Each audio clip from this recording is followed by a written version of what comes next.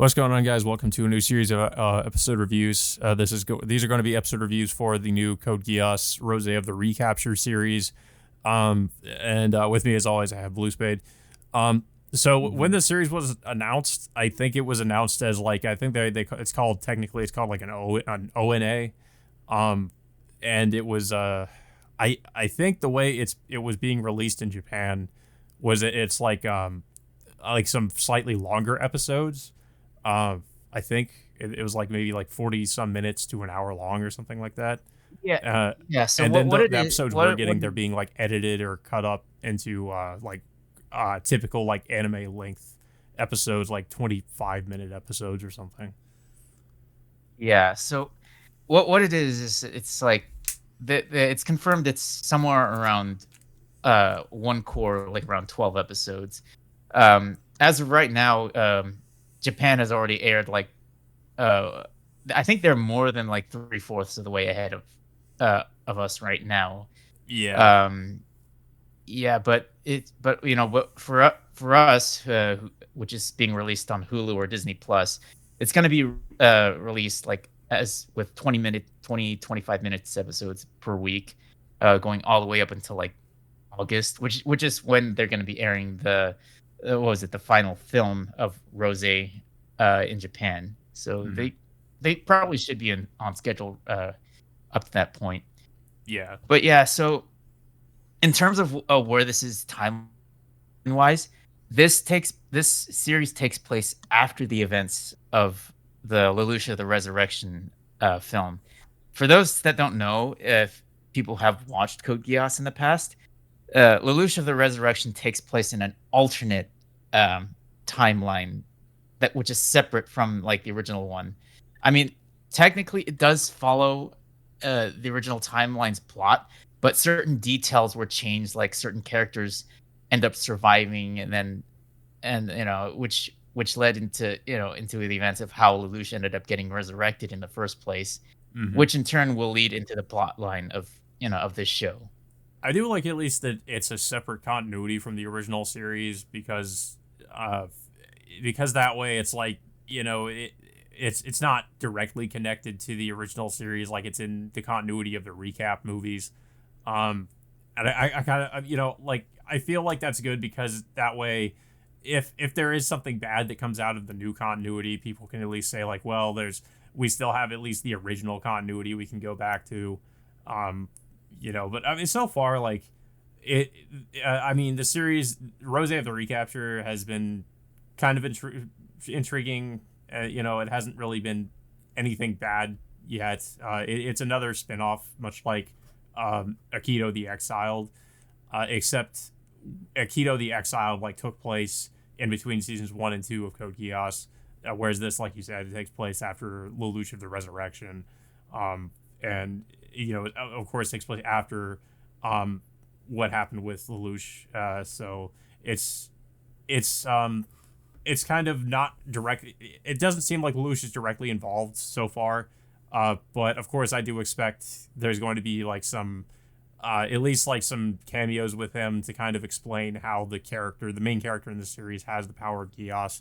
Um, although I am hoping that Lelouch doesn't get directly involved with what's going on in the series, because at this point Lelouch is so powerful, and that if he were to get directly involved, like I said before we recorded this, like that everything would be resolved pretty quickly. So I think Well, I think it another would. another Well, complicated. yeah, I was just saying like I think it's good that we have these characters kind of develop as their own character, and try to like resolve the situation themselves instead of Lelouch having to get involved. Um, so yeah, but yeah, go ahead. Yeah. I think there is a good reason why Lelouch can't get himself involved. Otherwise, he can't publicly reveal himself after he, stage his own death after the end of the series. So Yeah, if he were to reveal himself to or against the Neo-Britannian Empire, then it would cause a lot of complications as to what would happen. Like there would be like severe civilian backlash of sorts if that were to happen. yeah, because So you know, there are only some characters that actually, of course, know that Lelouch is still is alive. Not there's a lot of characters that still don't know that he's alive. Um, so yeah, I mean that could also cause some pretty big ramifications if everybody found out that he survived. Yeah. So the plot of this series is, I would say, it's a little bit smaller scale in comparison to the original series, because right now it's in a more isolated area of Japan in comparison to, like, to the first series, which it started off in Japan, but it expanded throughout, worldwide soon afterwards. But this one, of course, like, the plot of this show is like like a separate sect of the Britannian Empire, pulled away from, like, from what was it, the United Federation of Nations, and try to, like, I guess, create their own, like, nation called the Neo Britannian Empire.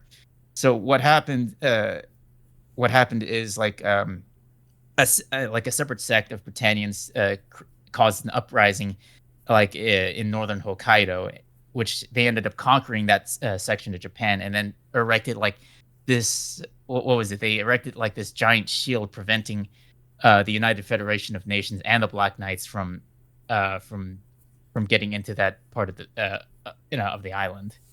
Yeah, I mean, I like that at least they try to explain that's at least that's why Schneisel and the United Federation of Nations can't directly get involved.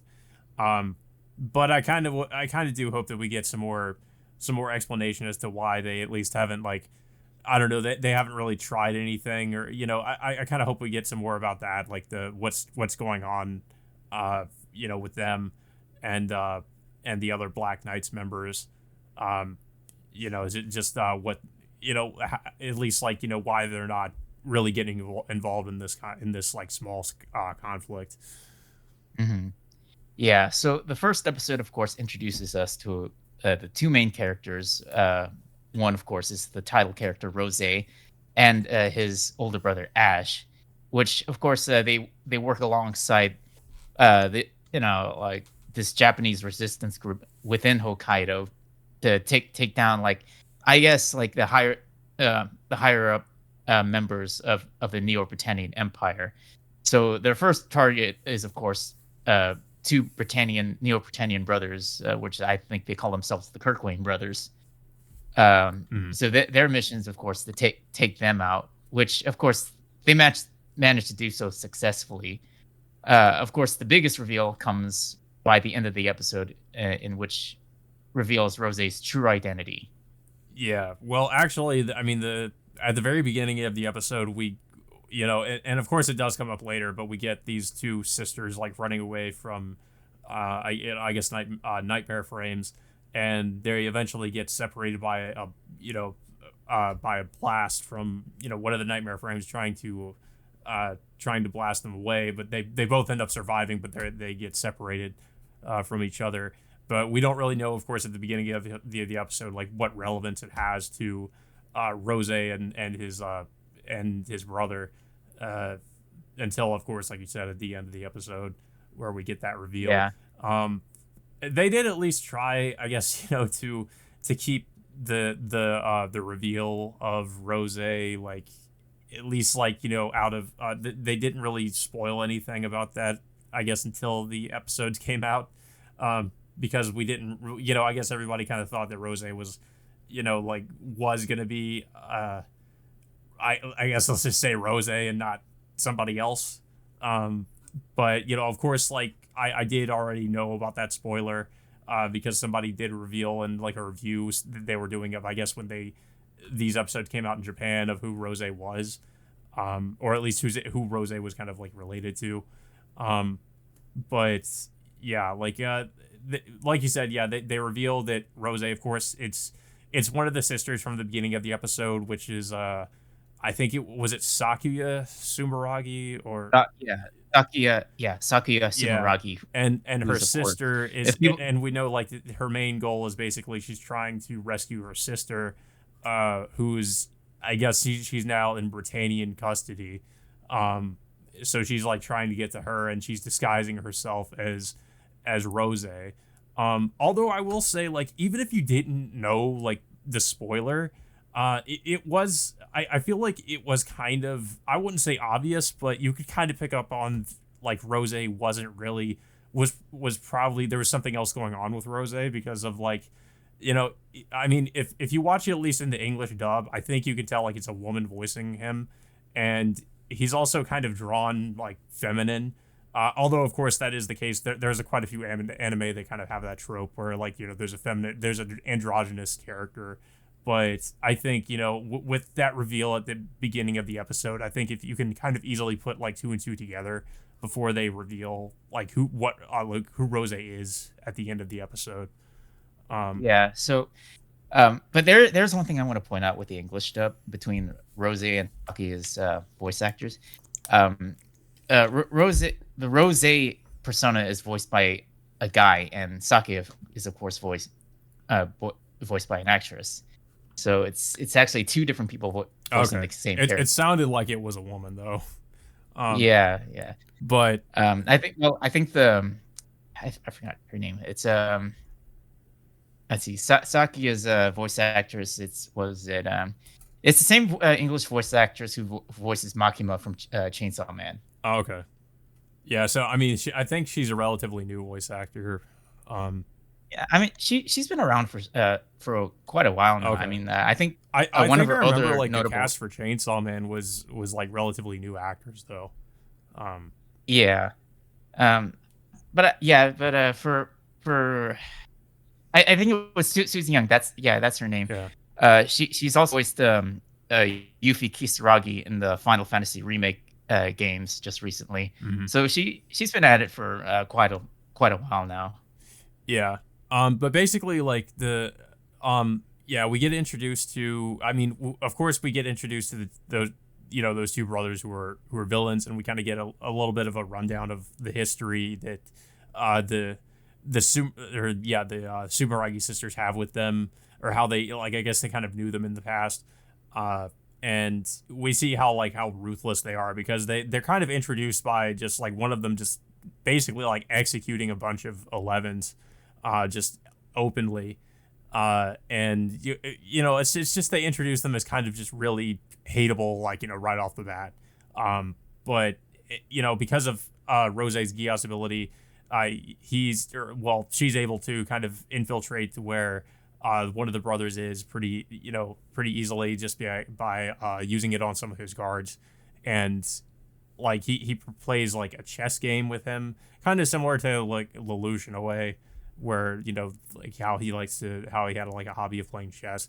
And then the brother meanwhile is like taking out all the guards in Nightmare Frames, and as well as the brother. And it's pretty one-sided. Like, they don't really stand much of a chance against the brother. He kind of easily takes them out, especially once he activates like this kind of I guess some kind of I don't know what you call it. It's like his mech or his Nightmare Frame has like a like almost like some kind of like boost mode or something, or like a transformation sequence where he's able to just overpower the other brother and take him out.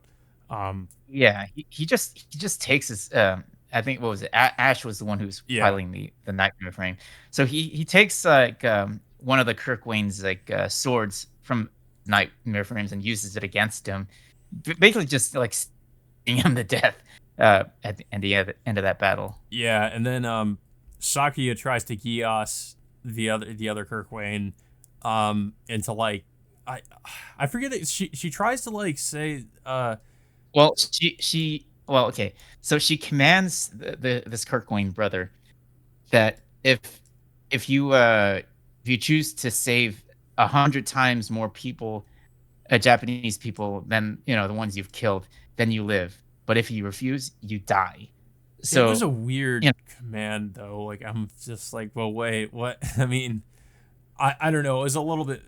I don't know. I'm just like wondering, like, so I guess that would mean he would have to dedicate himself to being like an ally to the Japanese, or helping with relief efforts or something. I mean, because I feel like it needed to be more specific. I think it was more of a choice that she gave him. Yeah. That if he chooses to save him, then he lives. But if he chooses not to, then he dies. But obviously he's not gonna. He chose. Yeah, he blatantly chose, not to follow through, with that command. So then he ends up killing himself I guess afterwards. maybe she decided to do that because it would be more. I guess it would be more creative than just telling him to kill himself. I don't know, but because of course he does just end up killing himself because obviously he's not going to do that. Um, um, I mean, obviously she knows this. I mean, yeah, she knows that he wasn't gonna follow through with right. even wanting to save a single Japanese person. Um, but yeah, in terms of her Geass, it's the exact same thing, almost the exact same thing as Lelouch's, in which you can just command someone and they can just do it. The only Hmm. difference is it doesn't require any eye contact to do so. And it also seems like that collar she's wearing helps, I guess, disguise her voice so that she's more convincing as Rose.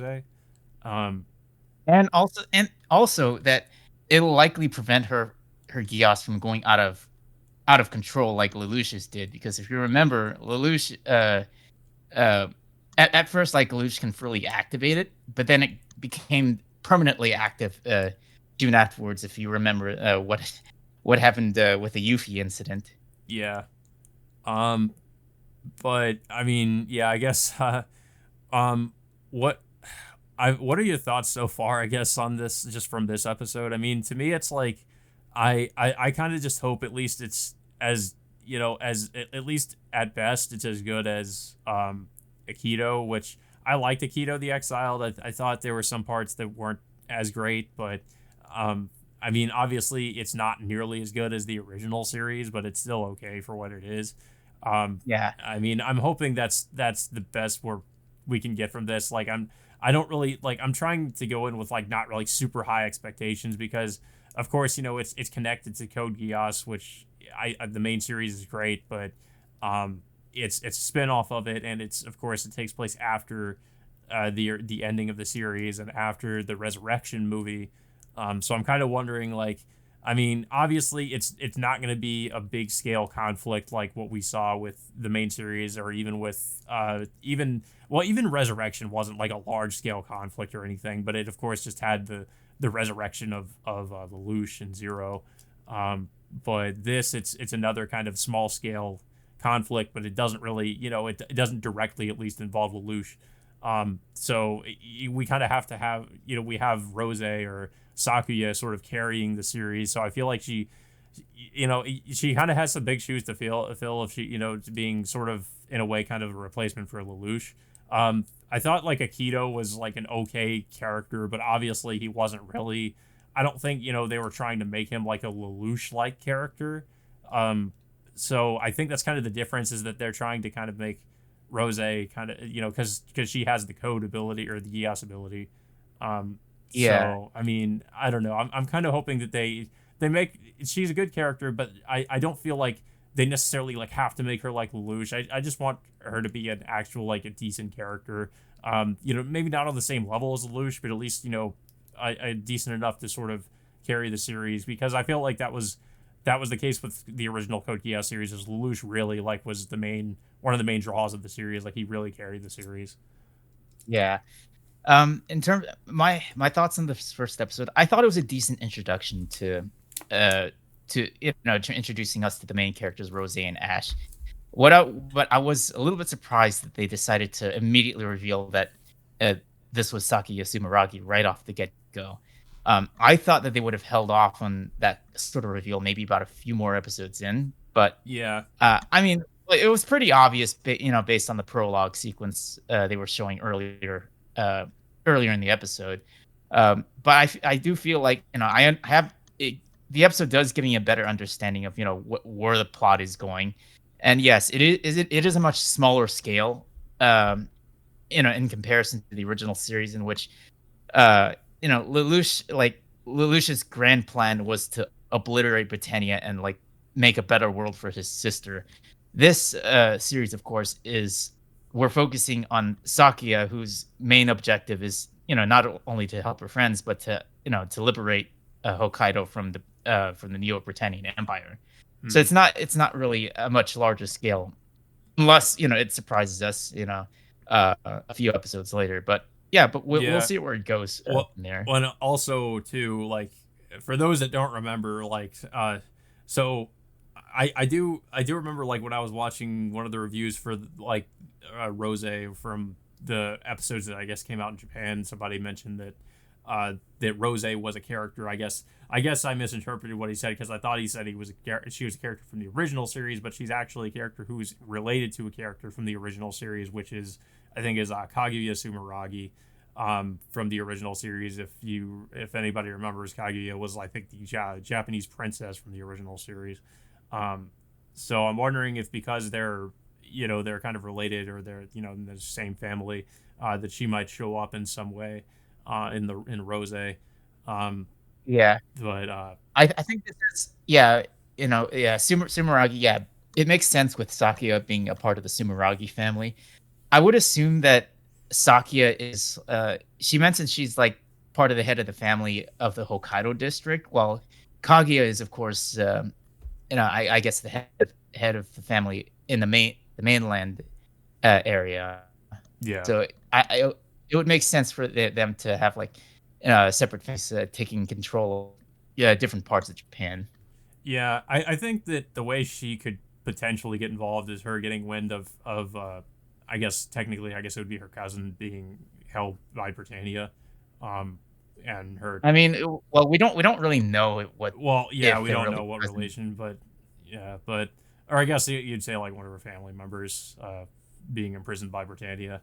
Uh, Yeah. but obviously, we did see from an episode preview from the next episode uh, that it does look like that. Of course, that Lelouch is going to have a cameo. It looks like probably it'll be like most likely a flashback because it'll probably explain how she got Geass powers. Um, I think I'm hoping that's the only extent to which Lelouch will be involved in this is that it'll just reveal that he was the one to maybe like give her the abilities or something or maybe like or possibly even C2 um for whatever reason. I'd say C2 would have been the most likely person to have given that to Sakia because I don't know if Lelouch has that ability to really grant Geass due to the complicated nature of his revival, and I Yeah, guess you could say his code of immortality of sorts. yeah, I mean it's possible like he could I mean because we did see that like flash forward segment at the end of the Resurrection movie that I think it kind of shows that he's pretty similar at that point to like C2 in a way. So it's possible he could maybe do something like that, but yeah, I mean we don't really know. So um it's either going to be C2 or somebody like C2 like what we saw in Akito the Exiled with the other I guess you'd say like the other witches, the characters that are like C2, they can grant Geass Mhm. powers.